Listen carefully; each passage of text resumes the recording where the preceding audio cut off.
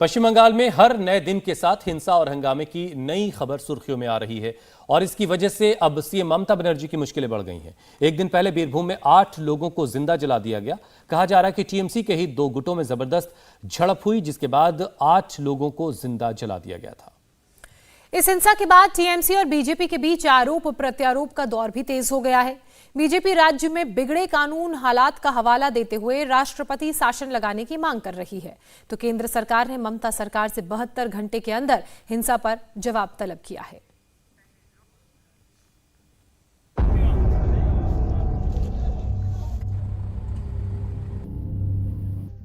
कहां तक गिनेंगे आप? 1-2 नहीं, 1 दर्जन से ज्यादा घरों में आग लगा दी गई थी, वो भी तब जब आधी रात के बाद लोग गहरी नींद में सो रहे थे। सोमवार की रात को जब बंगाल के बीरभूम के रामपुर हाट में लोग अपने घरों में सो रहे थे, तभी गांव पर कुछ लोगों ने हमला बोल दिया। रात का वक्त था, लोग अपने घरों में सो रहे थे। चीख पुकार मची तो लोग बाहर निकले तो देखा पूरी बस्ती जल रही थी। कुछ बदमाश बम फेंक रहे थे, फायरिंग कर रहे थे। जब तक शिकायत की जाती, पुलिस पहुंचती, हमलावर फरार हो चुके थे। আমার ছেলেকে যেন ছাড়ি না আমার 10 বছরকার মেয়ে আমার না ভালো খোলার বাপকে খাই নিলে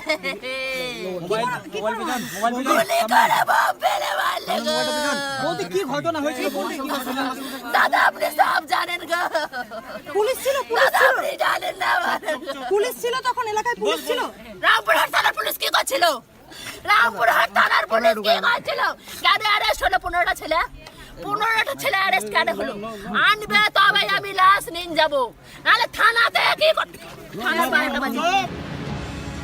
फायर ब्रिगेड वालों को बुलाया गया। रात भर लगे रहे फायर ब्रिगेड वाले। कई लोगों को बचाया गया और कई लोग बुरी तरह झुलस गए। मंगलवार सुबह तक रेस्क्यू ऑपरेशन चलता रहा।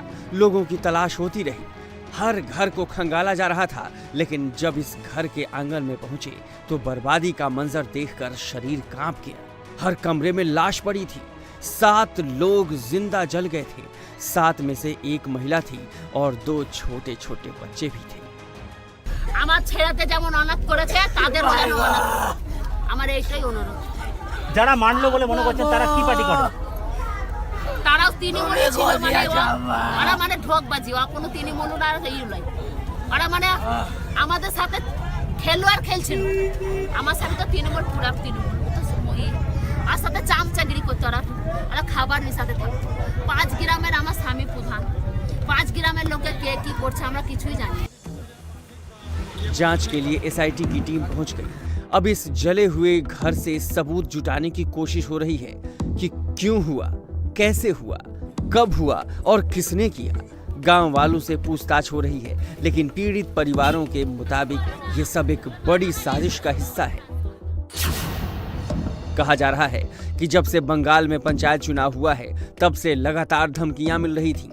लोगों का कहना है कि पूरा विवाद टीएमसी के ही 2 गुट में चल रहा था। सोमवार की शाम को ग्राम पंचायत के उप प्रधान भादु शेख की हत्या कर दी गई थी। शाम को हत्या हुई और सोमवार की रात को ही रामपुर हाट में हिंसा भड़क गई। आरोप है कि टीएमसी नेता भादु शेख के समर्थकों ने ही गांव पर हमला बोल दिया। 8 से 10 घरों को आग लगा दी गई। घरों में लगी आग इतनी भयानक थी कि फायर ब्रिगेड को आग बुझाने में पूरी रात लग गई। पुलिस ने अब तक इस मामले में 11 लोगों को गिरफ्तार किया है।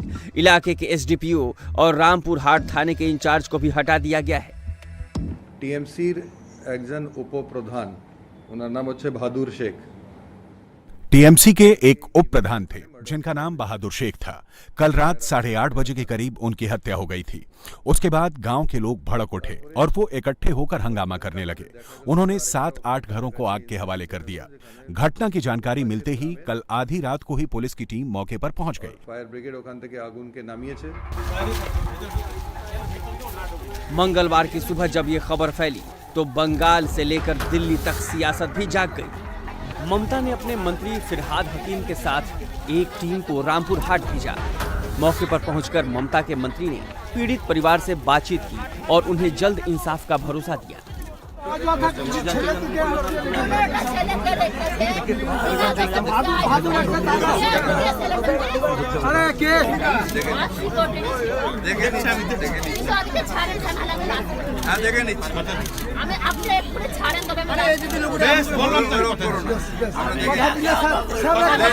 অত্যন্ত দুঃখের সাথে বলতে হচ্ছে, আমাদেরই লোককে খুন করবে, তারপর আমাদেরই অগ্নিকাণ্ড করিয়ে দিয়ে সেখানে আমাদের বাংলাকে বদনাম করার যে চক্রান্ত চলছে তাকে সহ্য করব না। আমি পুলিশ প্রশাসনকে বলেছি, কড়া হাতে criminal should be brought under the book.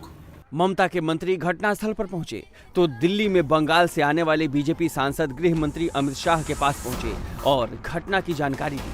BJP नेताओं का कहना है कि अब तो केंद्र सरकार को राज्य की कमान ले लेनी चाहिए। बहुत सीरियसली गृह मंत्री जी इसको देख रहे हैं। उन्होंने तुरंत फ़ोन किया और चीफ सेक्रेटरी को उन्होंने बोला एक टीम जल्दी भेजने के लिए बोले हैं, और दूसरा स्टेट का भी सांसद भी वहाँ पे रहेंगे, उस टीम पे रहेंगे। और उन्होंने 72 आवर्स उन्होंने रिपोर्ट मांगे हैं कि क्या एक्चुअल हुआ है, क्या क्या स्टेप लिए हैं सरकार ने, वो भी मांगे हैं। हम लोग को कुछ पता नहीं है। हम लोग चाहते हैं कि सीबीआई हो और न्यूट्रल उसका इंक्वायरी होना चाहिए और एनआईए भी होना चाहिए, क्योंकि हम लोग जानते हैं कि बंगाल पूरा बारूद का स्तूप के ऊपर है। टोटल 26 मर्डर हुआ। इसमें पानीहाटी में 2, कलकत्ता में 2, देगंगा में 1, हरिश्चंद्रपुर मालदा में 1, झाड़ग्राम में 1, माथाभांगा कोचबिहार में 2, इछापुर साउथ 24 परगना इंडस्ट्रियल बेल्ट में 1, उत्तर दिनाजपुर में 1, बारानगर में 1, झालदा में 1, बीरभूम में वो पंचायत का उप प्रधान को लेकर जो हादसा हुआ कल रात से चल रहा है, उसमें टोटल 26 मर्डर हुआ है। ये स्टेट का जो पुलिस मिनिस्टर है, होम मिनिस्टर, उसको तुरंत इस्तीफा देना चाहिए। ये बहस तेज हो गई कि विधानसभा चुनाव के दौरान हिंसा झेलने वाले बंगाल में एक बार फिर से वही दौर तो नहीं शुरू हो गया। मुख्यमंत्री और राज्यपाल एक बार फिर भिड़ गए। राज्यपाल धनखड़ ने तो यहाँ तक कह दिया कि बंगाल में जंगल राज है। आपका राज्यपाल आपको सहयोग करने के लिए तत्पर है, कंधे से कंधा लगाकर चलने को तैयार है। राज्यपाल की एक ही शर्त है कि कानून के अनुरूप काम हो, संविधान के अनुरूप काम हो। West Bengal is a laboratory for violation of human rights. There is need for complete makeover in the image of the state. राज्यपाल के इस बयान को सुनकर ममता भड़क गई। दीदी का गुस्सा 7वें आसमान पर पहुंच गया। अब बारी बंगाल के सीएम की थी। उन्होंने भी राज्यपाल को एक चिट्ठी लिखी और मर्यादा में रहने की नसीहत दी। राज्य प्रशासन ने तत्काल कदम उठाए हैं और एक विशेष जांच दल का गठन किया है। वरिष्ठ मंत्री फिरहाद हाकिम को स्थिति का जायजा लेने के लिए घटनास्थल पर भेजा गया है। निष्पक्ष जांच का मार्ग प्रशस्त करने के बजाय व्यापक और अनावश्यक बयान देना बेहद अनुचित है। इस तरह के सम्मानजनक संवैधानिक पद पर आसीन व्यक्ति के लिए यह बेहद दुर्भाग्यपूर्ण और अशोभनीय है। राज्यपाल और मुख्यमंत्री में ये तकरार कोई पहली बार नहीं है, लेकिन जब अपराधियों को पकड़ने की जरूरत है तो ऐसे वक्त में नीचा दिखाने की कोशिश हो रही है। इस घटना ने बंगाल को हिलाकर रख दिया है। ऐसा पहली बार हुआ है जब राजनीतिक हिंसा में लोगों को जिंदा जला दिया गया, बच्चों को भी नहीं छोड़ा गया। लेकिन ममता बनर्जी को लगता है कि ये सब बदनाम करने की साजिश है। अब स्थिति देखिए, इस हिंसा के बाद गाँव वाले और सरकार कहाँ खड़े हैं। गृह मंत्रालय ने पश्चिम बंगाल सरकार से 72 घंटे के अंदर रिपोर्ट मांगी है और सरकार कह रही है कि हमने एसआईटी का गठन कर दिया है। पीड़ित परिवार अब गांव में रहना नहीं चाहता और सरकार के मंत्री दौरा करके लोगों को आश्वासन दे रहे हैं कि सब कुछ ठीक हो जाएगा। पीड़ित परिवार के लोग पहले भी शिकायत कर चुके हैं कि धमकियां मिल रही थी और सरकार कह रही है कि घटना का राजनीति से कोई लेना देना नहीं। इंडिया टीवी हर वक्त हर जगह डाउनलोड करने के लिए सर्च करें India TV news Google play store या ऐप स्टोर पर।